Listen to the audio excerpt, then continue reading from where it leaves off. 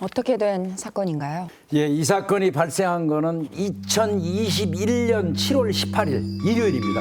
아들이 바닥에 쓰러져 있는데 숨진 것 같다, 이런 내용이었습니다. 예, 그 당시 경찰은 곧바로 이제 어머니를 상대로 해서 조사를 했더니 어머니가 바로 범인으로 추정이 되는 사람을 지목을 해줍니다. 그 사람이 누구냐면 예전에 이 엄마하고 같이 동거했던 남자입니다.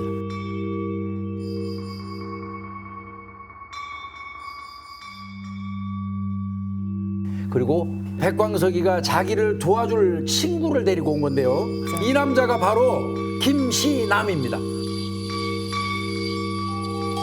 그런데 백광석과 김시남은 허리띠로 목을 조른 사람은 내가 아니다, 바로 저 사람이다 라고 하면서 서로에게 책임을 미루고 있는 상황이었습니다.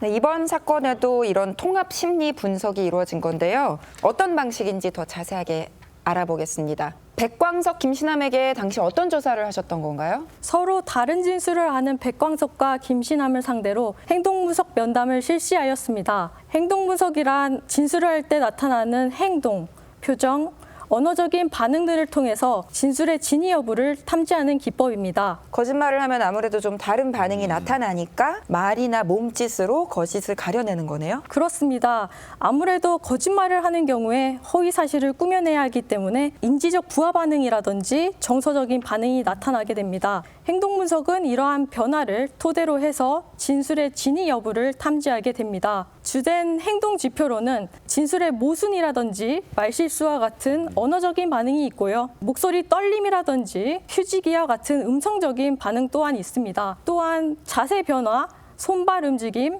표정과 같은 행동적인 반응들도 지표로 판단하고 있습니다.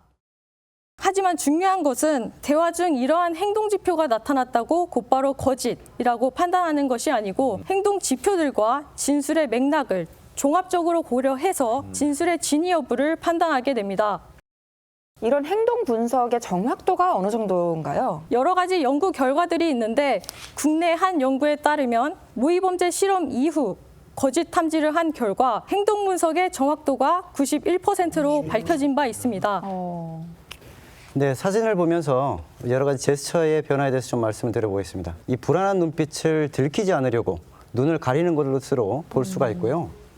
그다음 여성이 이제 코를 만지고 있는데요.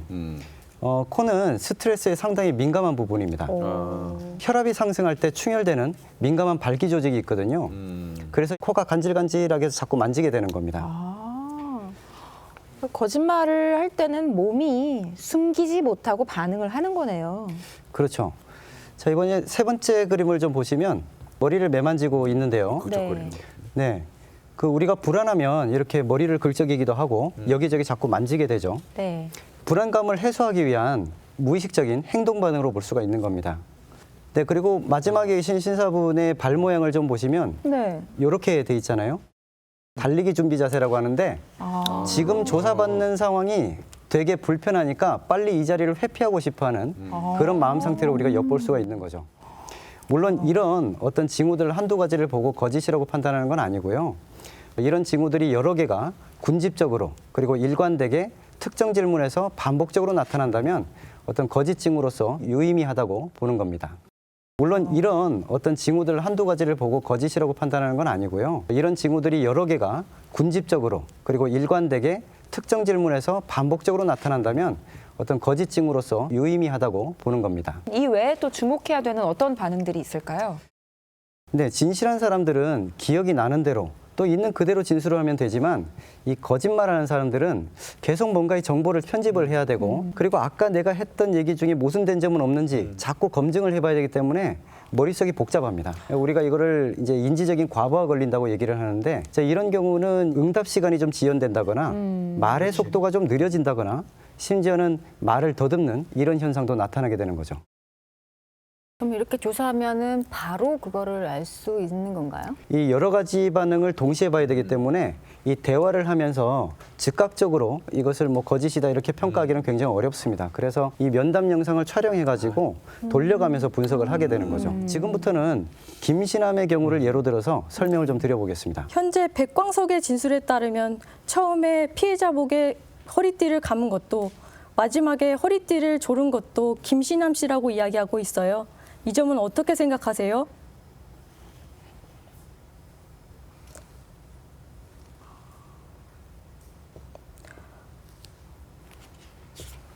본인이 밟고 있던 허리띠를 백광석에게 전해줬다고 하는데 그 당시에 어떻게 전해줬나요?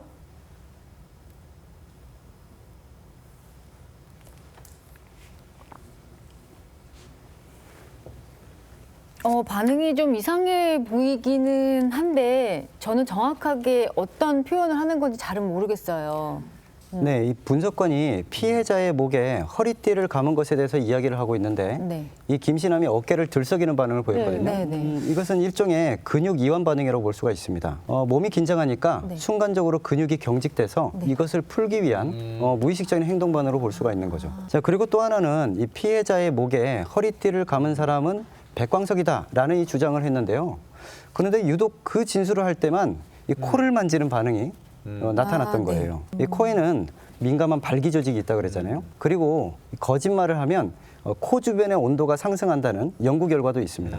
지금 무의식 중에서 자기도 모르게 계속 행동 반응이 나오는 거네요. 그렇죠. 그런데 여기서 또 이상한 부분이 하나 더 있었습니다. 그 김신남은 이 백광석이 경연이의 목에 감겨 있는 허리띠의 한쪽을 이렇게 잡아당기고 있었다 그랬거든요. 그런데 다른 한쪽이 이렇게 삐쭉 나와 있었다는 거예요. 이것을 우연히 밟고 있다가 백광석이 이거를 달라고 하니까 이렇게 건네줬다는 그런 진술을 하게 됩니다. 자, 그런데 우리 분석관이 그 당시 상황을 좀 묘사를 해달라고 했더니 이렇게 한 손으로 건네주지 않고 두 손으로 이렇게 건네줬다는 거예요. 글쎄요. 그 당시에 사용했던 이 허리띠가 한 100cm 정도 됐거든요. 백광석이 잡아당기고 있었고 목에 감겨져 있었으면 사실 다른 한쪽에서 잡을 수 있는 부위는 얼마 안 되겠네. 굉장히 짧았다라는 거예요. 근데 이것을 이렇게 한 손으로 주지 않고 이렇게 그것도 두 손으로 가로로 이렇게 줬다는 것은 그 당시 어떤 상황을 종합해 보면 좀 납득이 되지 않는 진술이었다는 거죠. 그러니까 실제 경험하지 않은 사실을 꾸며내서 진술했을 가능성이 농후했던 걸로 보입니다. 그럼 김신남이 거짓말을 하고 있다고 보는 거네요? 김신남의 진술은 거짓으로 판단됐습니다.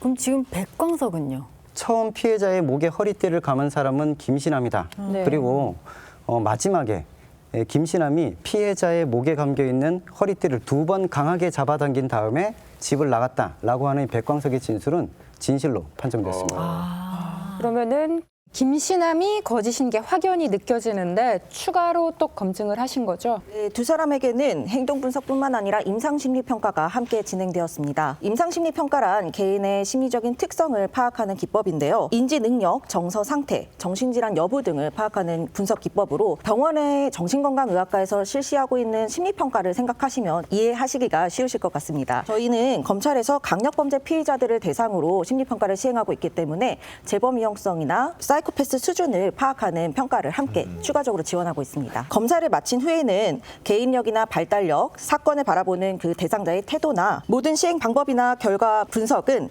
표준화된 절차를 따르게 되어 있습니다. 입장에서는 4년을 알고 지낸 새아빠보다는 본인 엄마 편을 드는 게 자연스럽고 당연한 일일 것 같은데요. 무엇 때문에 그렇게까지 화가 나셨죠? 엄마 편 들 수밖에 없는데 저한테 함부로 대한 것 때문에 사이 좋고 자기한테 뭔가 해줄 때는 아빠라고 부르고 엄마랑 조금만 싸우면 당신. 그 당신이란 말이 귀에 거슬렸어요. 그러니까 엄마 편을 들 때는 어떤 생각을 하셨었던 것 같아요? 완전 자존심 상하죠. 네, 끝으로 하고 싶으신 말씀, 요거는 꼭 말하고 싶다 하신 게 있으실까요? 저는 큰 죄를 지었고 용서받지 못할 행동을 했습니다. 제가 죽을 수 없다면 평생 살며 반성하고 그렇게 살겠습니다. 죄송합니다. 오늘 면담을 통해서 심리적으로 많이 힘들고 괴롭다라고 말씀을 해주셨는데요. 실제로 속마음은 어떠한 상태인지를 이제 심리 검사를 진행해 보도록 하겠습니다. 가능한 한 있는 그대로 솔직하게 응답을 해주시면 됩니다.